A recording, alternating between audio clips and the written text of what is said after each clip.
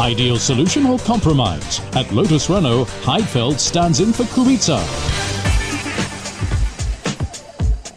February 2011. Robert Kubице unveils the new tool of his trade, the Lotus Reno R31. Impressive, not only in look, but with its speed too. Best time of the day at first testing from Kubica. The Pole immediately seen as an outsider for the F1 title. But the euphoria was to be short-lived.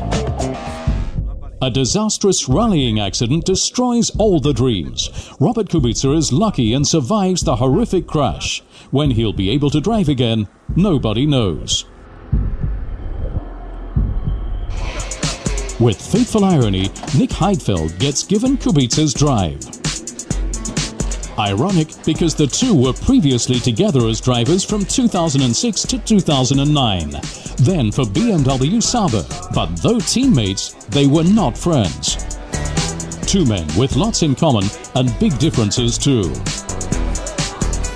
As with most drivers, their careers began at a young age, but in totally different circumstances. Robert Kubиce grew up in Krakow, Poland. It was there that he learned to drive. It's, I think, most historic place related to my career. We are in close to Częstochowa. It's a kart track, nothing special as you can see, but at least something. In Krakow, where is my hometown, we don't have any kart track, so we were traveling, we were driving with my father often here, twice a week, especially when I was very young, from 7 to 10 years old. We were training a lot. You know, it was not easy for us because it's nothing special. It was always dirty. Not a lot of people were coming here, so we have to also clean the track. And but we were here often because it was the only place where we really can train, and that's why it's very historic. And I think it's many nice moments and many important moments happened here on this track. You see, for example, we had the train which passed a few minutes ago, and normally the train doesn't you know, it just passed and it's the train. But here it's funny because I remember when I was 6-7 years old and the train was passing, and while I was driving, I want to be always faster than the train.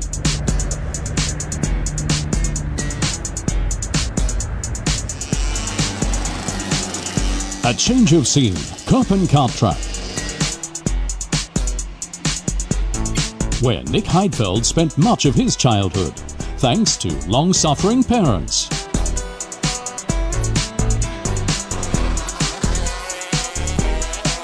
Das hat eigentlich so angefangen, dass mein jüngerer Bruder Sven, der auch gefahren It actually all began when I and my younger brother Sven, who also used to race, would wake up my father really early.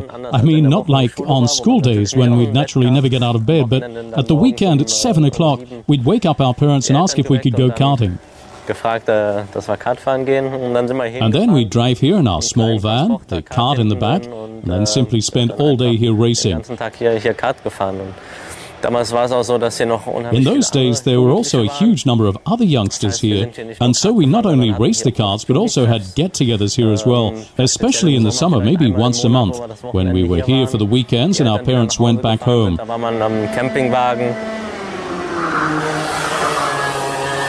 We stayed in the caravan or a tent or in the small hut over there with a good 10 of us, and did all sorts of things. Kart racing, of course, but also riding motorbikes.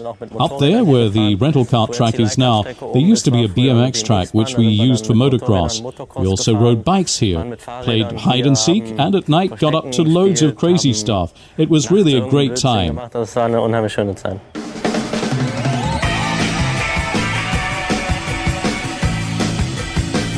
Quick Nick has equally good memories of his school days. Looked at retrospectively, who doesn't?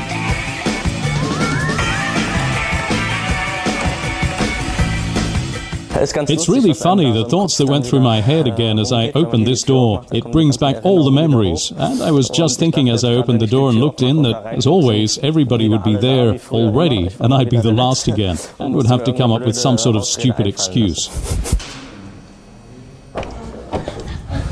So welcome in my old classroom. This actually was my classroom from the first class, first year in the school. Nothing really changed. Before was a bit bigger, was more space. Now I see they make it a bit smaller, probably there is a different room.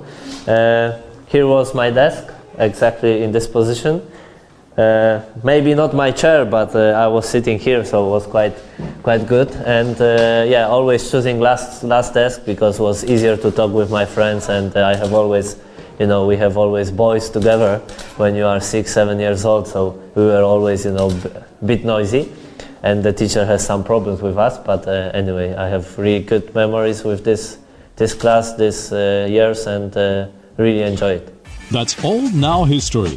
While the Pole's making good progress with his recovery, Heidfeld has the drive. And he's probably also the best solution. For two things speak in Quicknick's favour. His experience, over 170 Grand Prix starts, plus he's the former Pirelli test driver, so he knows the tyres inside out.